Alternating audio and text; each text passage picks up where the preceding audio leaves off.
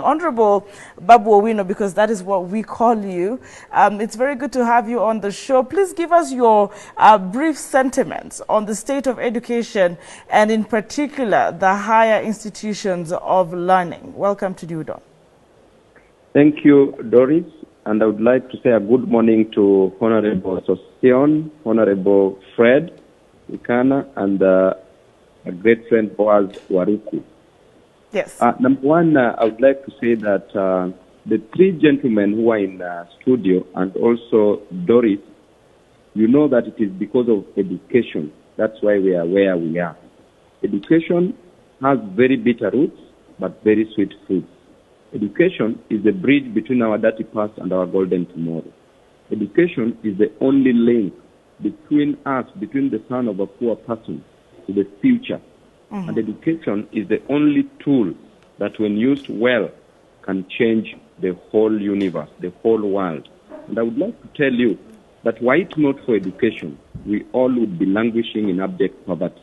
It is only education that can salvage us from the shackles of oppression, that can help us from the bondage of poverty. And right now, the current government, the way it has put its funding model in institutions of higher learning is too absurd.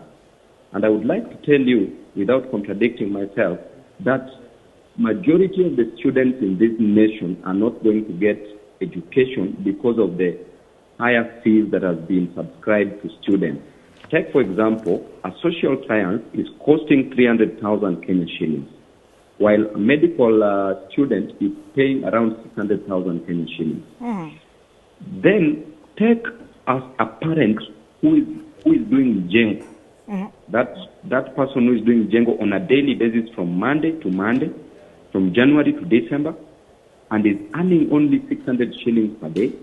In a month, that parent will be earning 600 shillings times 30, which is 18,000 Kenya shillings in a month, multiplied by 12 months, assuming this person is working on Monday to Monday, that is 216,000 Kenya shillings.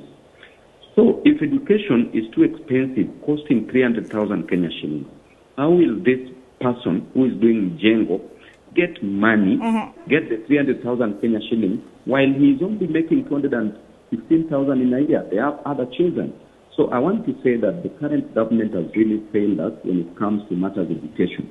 You heard the other day, the KCP results were out. Yes. You had the scandal behind the KCP results. If the government cannot ensure only the marking of a KCP examination to be correct, where you post subjects which are not done by other students, by other learners, then what else can this government do right? And Mr. President did not even talk about it. That is how much he doesn't value education.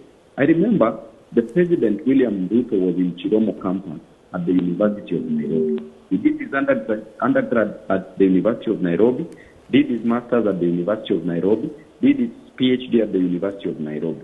Were it not for education, Ruto would have never been the President of the Republic of Kenya. Were it not for education, Ruto would have never come to Nairobi. Were it not for education, Ruto would not be where he is. Therefore, we need to value education, because we all know that the only thing that can remove Sosion, Honorable Sosion, from the village to the town, that removed Honorable Fred from the village to town, that removed myself from the village to town, is only education. Therefore, we need not skill education. So the state of education in our nation as is so wanting. We've killed education in this nation, and we need to all rise up as leaders, irrespective of which political parties we affiliate ourselves to. We need to rise up and fight for the Mama Mboga, whom we promise better living standards in terms of education. The border rider, who is going to ride a border and only get 100 shillings, 200 shillings in a day. How will they pay these exorbitant fees? So I urge my fellow comrades and leaders to ensure that we support education in this country. That is the only thing that a poor person can get. Yes. Thank you very much, Honorable Dr. Babu Owino. And of course, we will really love to have you join us in studio soon to discuss further this conversation, but because of time, perhaps I'll just confirm that how is Embakasi East in as far as reorganizing or preparedness for the transition into January reopening of schools is? Are your people prepared? What is the status of your schools? In Embakasi, we are very much prepared. I did renovate all the primary schools and secondary schools within Embakasi's constituency. Now we call it Embakasi East Republic, and the supreme leader is Dr. Babu Owino. And in Embakasi, we've bought buses to all the schools. The current schools that I'm buying buses are 3 schools that are remaining, that will have all the buses. I'm constructing 4 public schools, 2 of which are secondary schools, and 2 primary schools, and 1 TVET in Embakasi East. And also with the issuance of bursaries, I do give bursaries to the students irrespective of the tribes they come from and the regions they come from, because I know what education did to me. I know if a parent tells me that they lack fees, I know what it is to lack fees, and I know what to do about it. Thank you very much, sir, for your time. We hope to host you soon. Have a good day and keep working. Thank you very much.